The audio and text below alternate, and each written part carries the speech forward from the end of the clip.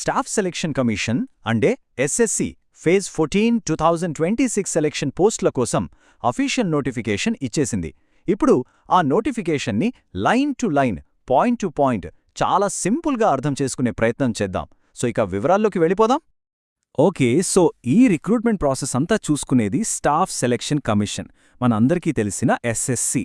Government of ఇండియాలోని రకరకాల ministries, డిపార్ట్మెంట్స్లో jobs నింపే బాధ్యత వీరిదే అన్నమాట. మనమిక్కడ డిస్కస్ చేసే ప్రతి పాయింట్ వాళ్ళ అఫీషియల్ నోటిఫికేషన్ నుంచే తీసుకున్నది. సో నమ్మచ్చు. అన్నిటికన్నా ముందుగా ఈ డేట్స్ నోట్ చేసుకోండి, చాలా ఇంపార్టెంట్. ఆన్లైన్ అప్లికేషన్స్ ఏప్రిల్ 13న స్టార్ట్ అవుతాయి. అప్లై చేయడానికి లాస్ట్ డేట్ మే 4 రాత్రి 11 గంటల వరకు. ఫీజు కట్టడానికి మే 5 చివరి తేదీ. ఒకవేళ అప్లికేషన్లో ఏమన్నా తప్పులు చేస్తే కంగారు పడక్కర్లేదు. మే 11 నుంచి 13 వరకు కరెక్షన్ విండో ఓపెన్లో ఉంటుంది.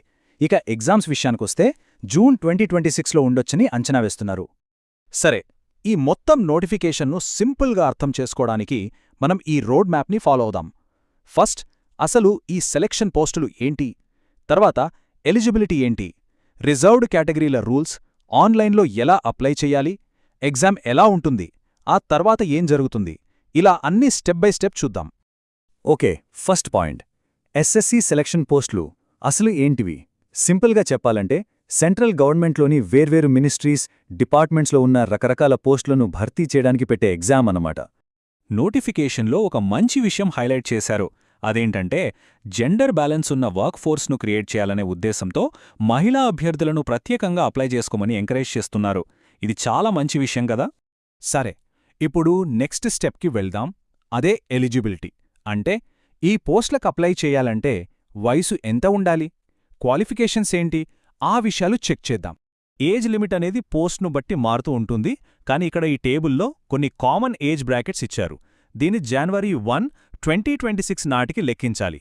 ఫర్ ఎగ్జాంపుల్ 18 to 25 ఇయర్స్ పోస్ట్కి అప్లై చేస్తుంటే మీ డేట్ ఆఫ్ బర్త్ అనేది జనవరి 2, 2001 కన్నా ముందు, జనవరి 1, 2008 కన్నా తర్వాత ఉండకూడదు. సో అప్లై చేసే ముందు ఇది ఒకసారి క్రాస్ చెక్ చేసుకోవాలి.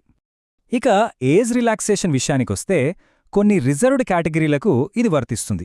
అంటే అప్పర్ ఏజ్ లిమిట్ దాటినా కూడా అప్లై చేసుకోవచ్చు.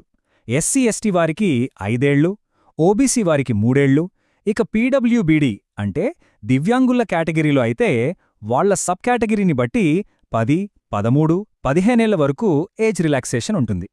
Next, reserved categories. రిజర్వేషన్ కింద అప్లై చేసేవాళ్లు కొన్ని స్పెసిఫిక్ రూల్స్, డాక్యుమెంట్స్ విషయంలో చాలా జాగ్రత్తగా ఉండాలి. అవేంటో చూద్దాం. ఇక్కడ క్రూషియల్ డేట్ అనే కాన్సెప్ట్ చాలా చాలా ఇంపార్టెంట్.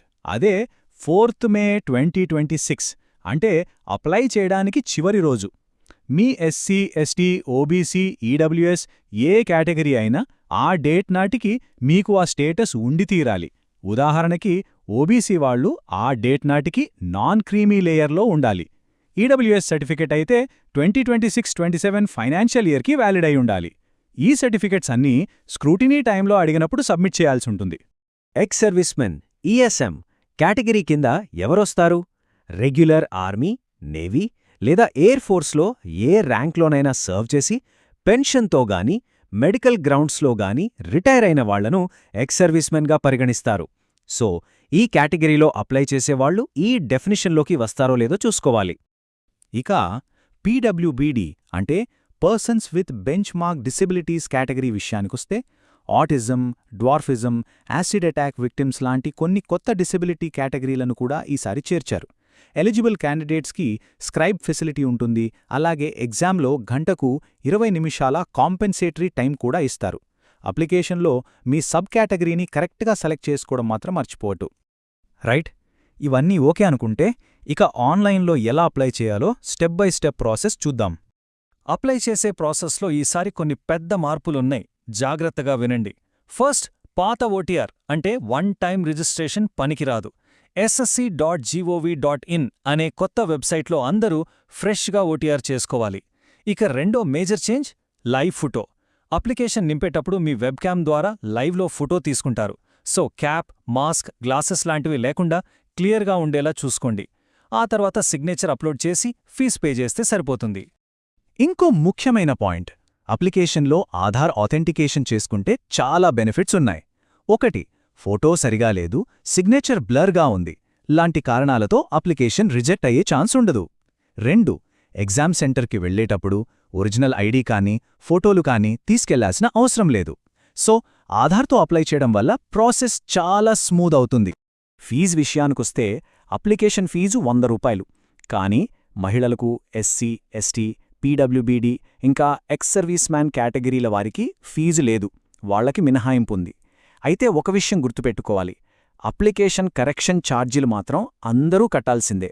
ఫస్ట్ టైం కరెక్ట్ చేస్తే 200, రెండోసారి కరెక్ట్ చేస్తే 500. ఈ ఫీజులో ఎవ్వరికీ ఎగ్జంప్షన్ లేదు. ఓకే, అప్లికేషన్ ప్రాసెస్ అయిపోయింది. ఇక నెక్స్ట్ అసలు ఎగ్జామ్ ఎలా ఉంటుందో చూద్దాం. ఎగ్జామ్ డే రోజు ఏం ఆశించవచ్చు?